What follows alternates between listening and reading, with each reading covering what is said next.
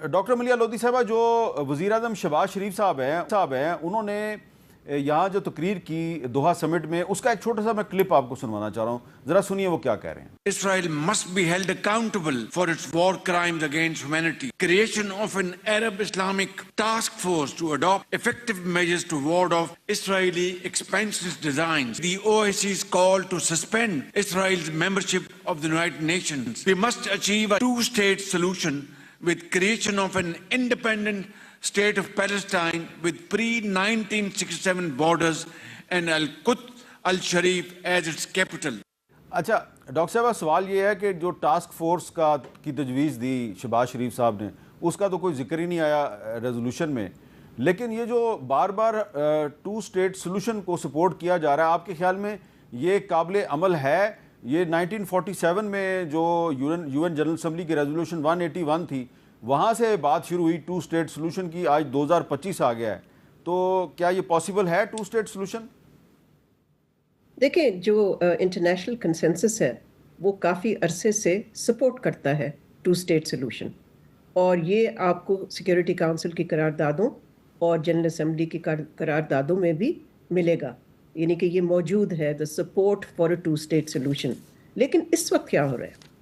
اس وقت تو prime minister Nitin Yahoo جو ہیں وہ گریٹر اسرائیل کی بات کر رہے ہیں، اور انہوں نے رول آؤٹ کر دیا ہے کہ کوئی ٹو اسٹیٹ سلوشن کے لیے وہ تیار بھی ہیں، بلکہ کافی عرصے سے Israel had abandoned the two state solution. پہلے اوسلو پروسیس کے بعد وہ سپورٹ کرتے تھے اس کو، لیکن اب نیتن یاہو نے تو بالکل اس کو ایک طرح سے ہی از ڈسمسڈ اٹ۔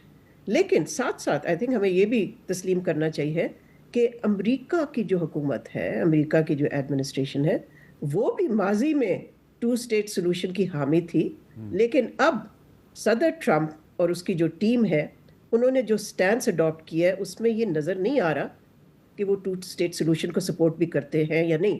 دیکھیں، ہم ٹو اسٹیٹ سلوشن کی اس لیے بات کرتے ہیں، جس طرح وزیر اعظم شہباز شریف نے بھی کی، تاکہ ایک انڈیپینڈنٹ کنٹیگوس فلسطینی اسٹیٹ بن سکے، لیکن اس وقت وہ ریڈنڈنٹ کر دیا ہے نیتن یاہو نے۔ اور ساتھ ساتھ میں ایک اور چیز بھی کہوں گی، جو کہ آپ نے مشاہد صاحب سے سوال پوچھا تھا، میں just want to add to that and supplement it.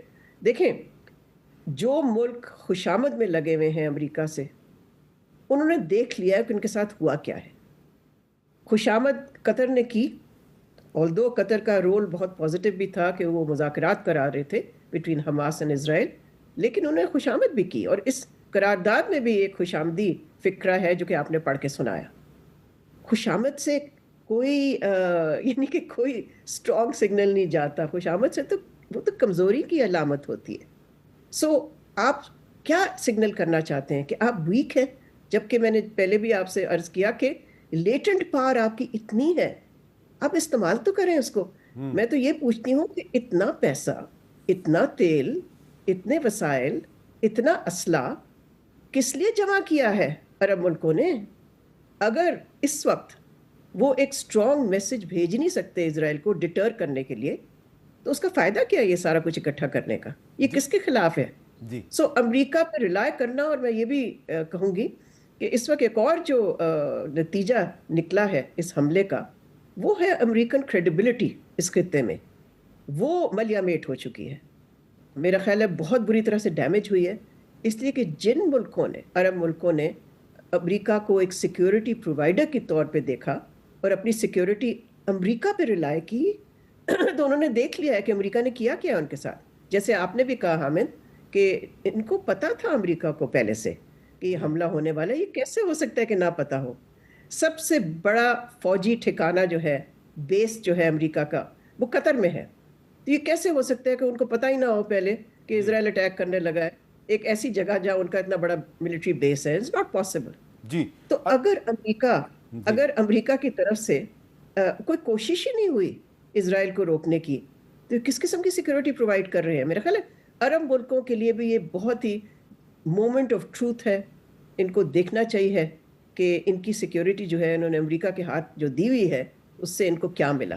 کچھ نہیں ملا۔ اچھا، یہ جو ڈیکلیریشن ہے جی، اس میں جو ایک اور گلوبل فلوٹیلا جو تیونس سے غزہ کی طرف جا رہا ہے اس کے بارے میں کوئی ذکر نہیں ہے، اور یہ جو گلوبل فلوٹیلا ہے، گلوبل سموتھ فلوٹیلا، اس میں 40 ممالک کے بہت سے جو نمائندے ہیں وہ شریک ہیں۔ اس میں پاکستان کا بھی ایک ڈیلیگیشن جو ہے وہ شامل ہے، 5 رکنی ڈیلیگیشن ہے، اور مشتاق احمد خان صاحب سابق سینیٹر اس کی سربراہی کر رہے ہیں اس ڈیلیگیشن کی۔ اس وقت وہ تیونس سے روانہ ہو کے اٹلی کے پانیوں میں پہنچ چکے ہیں، اٹلی کے سمندر میں ہیں، اور ہم نے کوشش کر کے ان سے رابطہ قائم کیا ہے۔ مشتاق احمد خان صاحب سے ہم یہ پوچھیں گے، وہ ایک کشتی میں سفر کر رہے ہیں غزہ کی طرف، ان سے یہ پوچھیں گے کہ ان کا سفر جو ہے وہ کتنا سیکیور ہے، اور اس وقت وہ مسلم ممالک سے اور خاص طور پہ پاکستان کی حکومت سے کچھ چاہتے ہیں یا نہیں چاہتے۔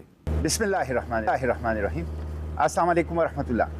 محترم حامد میر صاحب، سب سے پہلے تو میں آپ کا شکریہ ادا کرنا چاہتا ہوں کہ آپ نے جنرل اسمبلی میں 142 ممالک کی طرف سے کی حمایت سے جو فلسطین کی حوالے سے قرارداد تھی، اور 2 ریاستی حل کا جس میں اس کا ذکر کیا گیا تھا، اور جس میں مائنس حماس غزہ کا ذکر کیا گیا تھا، اس کے اوپر آپ نے ٹھیک بالکل درست اور بروقت گرفت کی۔ 2 ریاستی حل، یہ کیسا 2 ریاستی حل ہے جس میں سے ایک ریاست 80 سال سے قائم نہیں ہو سکی؟ یہ کیسی 2 ریاستی حل ہے جس کو سرے سے اسرائیل بھی تسلیم نہیں کر رہا؟ اور یہ کیسی 2 ریاستی حل ہے جس میں سے ایک ریاست وجود ہی نہیں رکھتا، صرف کاغذات کی حد تک ہے؟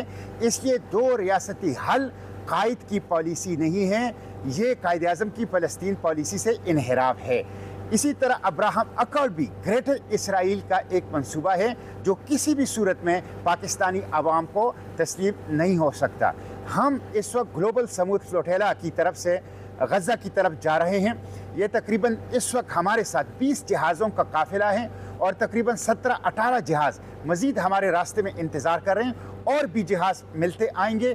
اس وقت ہم یورپین واٹر میں ہیں، اٹلی کے ساحلوں پر گزر رہے ہیں، مالٹا کی طرف جا رہے ہیں، اور مالٹا سے پھر غزہ کی طرف جائیں گے۔ آپ کو علم ہے ابھی ہم ٹیونیزین واٹر میں تھے کہ اس کے اوپر 2 ڈرون اٹیک ہوئے ہیں جس سے 2 جہاز ہمارے خراب ہو گئے ہیں۔ اس دن جب ہم آ رہے تھے تو خود ہمارے جہاز کے اوپر رات کے وقت ڈرون پروازیں کر رہی تھی، جس کی وجہ سے ہم نے اپنے بادبان ہٹا دیے، اور کل بھی ڈرون آئے تھے جس کی میں نے تصویر لے کے ویڈیو لے کے اپنی سوشل میڈیا پلیٹ فارم پہ بھی ڈالی ہیں۔ میں آپ لوگوں سے اور آپ کے توسط سے حکومت پاکستان سے بالخصوص اور عالمی برادری سے یہ اپیل کرتا ہوں کہ گلوبل سموتھ فلوٹیلا انسانیت کا اتحاد ہے غزہ کو بچانے کے لیے، اور جس کے 3 مقاصد ہیں: ناکہ بندی کو ختم کرنا، انسانی امداد پہنچانا، اور اس کے ساتھ ساتھ جینوسائیڈ کو روکنا۔ اور یہ بالکل لیگل اور ایک نان وائلنٹ اور سالیڈیریٹی موو ہے، اس لیے اس کو سپورٹ کرنا چاہیے۔ حکومت پاکستان سے میں مطالبہ کرتا ہوں کہ وہ کھل کر گلوبل سموتھ فلوٹیلا کی حمایت میں بیان جاری کرے۔ نمبر 2، حکومت پاکستان وہ OIC اور اقوام متحدہ میں گلوبل سموتھ فلوٹیلا کی تحفظ کی مطالبہ اور آواز اٹھائے۔ اور نمبر 3 یہ کہ ایک ریسکیو اور ریلیف مشن بھیجے کم از کم، تاکہ پاکستان کی اظہار شراکت اور اظہار یکجہتی ہو۔ ہم کسی ڈرون اٹیک سے اور کسی دھمکیوں سے مرغوب نہیں ہوں گے۔